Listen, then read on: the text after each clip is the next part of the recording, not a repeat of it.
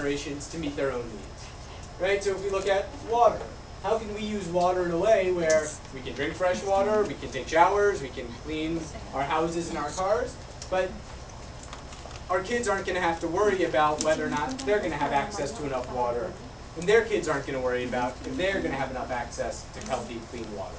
And that brings us to the second definition that I really like, that comes from the Iroquois Nation of Native Americans. It says, in every deliberation, we must consider the impact on the 7th generation, even if it requires having skin as thick as the bark of pine. So think about any decision that you made today, or making right now, or going to make later today, and what if we thought in every single one of those decisions, what is the impact going to be 7 generations down the road? Some of those decisions aren't going to change. Some of them will decide it doesn't matter. Other ones we might realize, wow, this really is going to have a pretty big impact, not only on my kids, but on my grandchildren, or my great-grandchildren. When we start to talk 7 generations, that's a long time. So when we think about our role at AGC as a school, it's not just about academics and teaching your students to read and write, and know history and art. It's about creating and developing not only kids and students and adults who can live in a healthy world and know how to live in a healthy world, but who have a healthy world to live in. So that brings us to what I think are the 4 legs of the stool that AGC stands on. When we talk about sustainability, it's academic, environmental, wellness, and financial. So this is for us as an organization.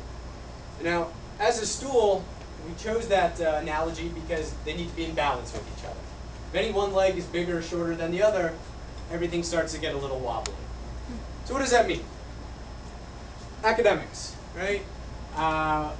It's important that your kids know how to read, and how to do math, and geography, and history, and technology, and the list goes on. And art, and music, and dance. Right? That's all under academics. And primarily that's what we think about when we think about a school. It's a place you go and you learn stuff. Right? There's an analogy of schools that we don't particularly like, which is a child's head is an empty vessel and it's our job to fill it. We don't think that's really what a school's about at all. We see it more, shockingly, like a seed that we need to water and grow. Which brings us to the environment. We teach the students all of these things when they're starting at 5 years old because we know as adults they're going to need to know this information. Well, we also are pretty sure that our students are going to have to know how to live in a world where they're very closely in connection with their environment. Where they know where their food comes from, where they know what clean air is and clean water. They know how to make decisions that impact, I always say air pollution doesn't care, right? Air pollution doesn't know borders. So if we pollute here, the wind is going to take it somewhere else. It's not going to stop where we polluted it. But also, if someone else pollutes down the road, it's going to start coming over here, whether it's in our air, in our water, in our soil. So we really have to think about how we're impacting others and how others are impacting us. Equally importantly on that end is, again, we have to create an environment for our students to succeed in. If anyone's been reading what's been going on in China with their air pollution problem right now, and the heat. Apparently it's like the 40th straight day of record heat, something exorbitant like that. And they have these pictures where at different points in the day you can't see more than 10, 15 feet in front of you because of air pollution. So they have people who are financially well, have a lot of money, who maybe are super fit, great athletes, real strong, eat well, do well, crazy smart, right? Really smart people, but the environment, they can't go outside. They can't do the things they want to do because the environment is not healthy for them. That's not balanced, that's not sustainable.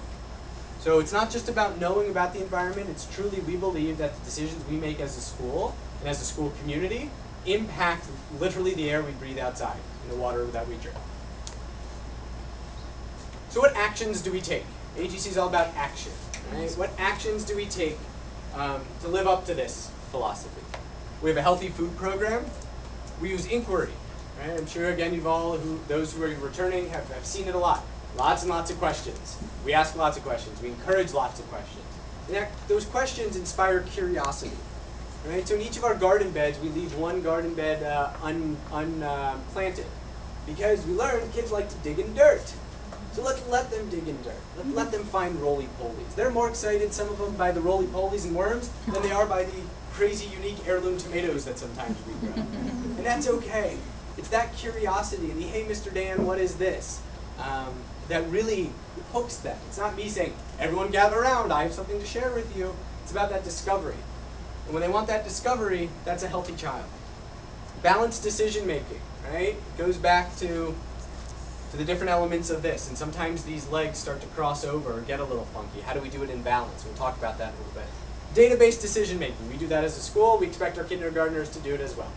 Different data sets, but the idea is, how can a kindergartner think through their decisions and use past knowledge to inform future decisions? Right? It might just be, should I share a crayon with somebody, but they have to think back and use data as to what happened when I needed a crayon, and I wanted someone to share it with me. We do recycling, composting, we reuse a lot at school. So again, I'm sure you've seen with lots of your art projects that we need you to keep some of the stuff from home. We'll ask you to bring it in. Mindfulness, empathy, animals, and gardens, all ways to connect. And to connect with each other, to connect with the planet, to connect with the earth. Keep trying to click at the board, doesn't work. So I want to touch for the good portion of this section on food, because food is incredibly central. Food affects all four legs of the stool, and food's a great learning opportunity. I believe firmly you can learn anything you need to know in the world through food. Whether it's growing food, eating food, cutting open a tomato and looking at it and researching it. As I see it, people are still doing PhD studies on, a very unique type of banana. That I think we can all learn a lot about growing very diverse, different foods and eating food. And so some of the things that touches on, I'll start at the bottom here actually, is culture. Right? Food's very personal to us as individuals, to our families, larger to our culture, to our religions potentially, and to us as a global community. Everybody needs food. Everybody has access to some food. There's lots of definitions of that. But also we can learn a lot about other cultures through food, by trying people's food, by looking at new fruits and vegetables that only grow in certain parts of the world that we've never seen or heard of. Food gives us strength and food gives us energy. Right? At the end of the day, food is essential because it literally is the energy and the strength that we need to get through our day, no matter what our day is, no matter what we're doing, especially for kids as their brains are developing. Right? They do a lot more work internally than we as adults do because our brains are developed and maybe we're working on physical health and there's a lot of work there, but students' brains are still developing. And we need to make sure we're literally feeding it the right stuff so it can develop and take what we as a school and we as parents and families are teaching them. So unfortunately, that's all the good stuff. That's the fun stuff. Unfortunately, in America, we've got lots of problems with food. And so some of them, specific to children, are that childhood obesity has more than doubled and tripled in the last 30 years. In 2010, more than 1/3 of children and adolescents were overweight or obese. 1/3, 1 in every 3. It's crazy. Obese youth are more likely to have risk factors such as cardiovascular disease, high cholesterol, and high blood pressure. So what's really impactful to me about this one is it's not just about them as children now, it's about what we're setting them up for as adults.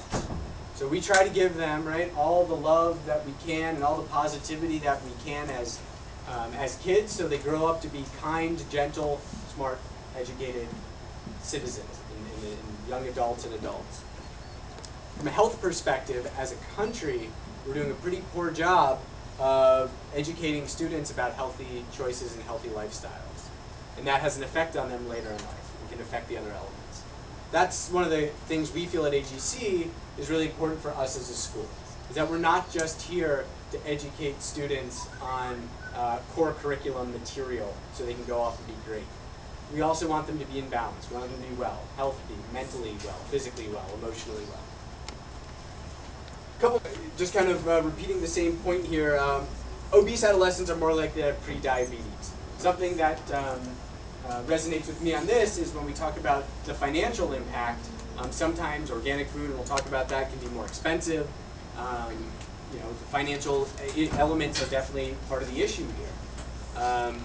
But if we look at it big picture, I like to think, why I make the decisions that I make, that making the investment up front is going to save it on the back end with doctor's bills, especially with very expensive things like diabetes, heart disease, etc. But it all comes down to balance, right? It's not about being crazy extreme in any direction. And so what we strive to do, and the point of what we just talked about and what we're going to touch on, is really just about finding balance. And that's personal balance for you as an individual, for you as a family, for you as a parent. And it's our role to put the information out there and allow people to find it for themselves. So we do a lot of events at school, whether it's our breakfast and lunch program and snack program. We have obviously tremendous parent engagement programs. As you can see today, we have wonderful after-school programs. We do fundraising events. It goes on and on and on. And at most of those events, not surprisingly, there's food. And so we've worked with a group of families, a group of parents, nutritionists, dietitians, to come up with guidelines for any food program that is related and associated with AGC. And so we're calling it the Food Policy Spotlight. It's in your binders, and we'll post it on the parent portal as well in bright colors to make it a little easier to read. But the idea is to find balance in all of these things. So this applies to any event associated with AGC. Our own food program is actually a little more extreme than these guidelines, but it certainly falls into these guidelines. But when we do parent events, or you do parent events, other programs, field trips, etc., these are the guidelines that we're asking folks to follow. And this is also true when we have visitors come in that hold events at school. Effectively, it's green. Anything in the green list is okay. You're good to go. These are great things that we'd love to see at events. It's obviously not all-inclusive. We couldn't list every single thing. But it's a good guideline, and I think it provides the right direction. Yellow items are things that we ask for if you're going to use, and if we're going to use, in moderation. So if there's nothing in yellow, that's fine. But if there are things in yellow, we ask that it's in moderation. It's not always, and it's not kind of the center of the plate, so to speak. We put up here that green items must be 2/3 of the total, and yellow 1/3 of the total. We're not going to come in, no one's going to do the math to see if that sticks, but just as a guideline, as a way of thinking about things, the overwhelming majority of stuff can come off the green list, and it's a pretty, I think it's a pretty robust list. And then we're asking that nothing comes out of the red list. So anything that, any products that include these items, we're asking not to be included in, again, any event that goes on at AGC, and this applies to our staff events, our fundraising events, etc. Some of them, like peanuts, you'll see it says allergies, so that's for allergy reason, not necessarily for health reasons. If you have questions, please let me know. A lot of this did take research. This is just top of our head and in our committee and our group information. It took a lot of research to really know what this stuff is. So ask questions. Feel free to ask Ms. Jerem, Mr. Cassidy, myself, or anyone in school. We'll try to filter to the right person and get you information. But there are very specific reasons why these things are on here in terms of the development of a full, well-rounded, well-balanced, healthy child. So I want to go through some,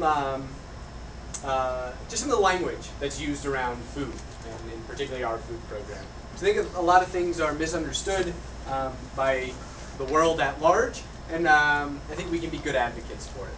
So organic is a word that we throw around here a lot. Our breakfast, lunch, and snack program is an all-organic program. Everything has the USDA certified organic logo on it. Well, what does that really mean? I'm going to jump to number 3, that organic is not a type of food. It's the way the food is grown. So people will come up and tell me all the time, oh, I don't eat that organic food. I think, well, you might, you just don't know. Do you eat an apple? Yes. Okay, well then you eat that organic food. It might be an organic apple, might not be, but organic is not a type of food. It's not a style, it's not a cuisine. It's the way the food is grown. So what does that mean?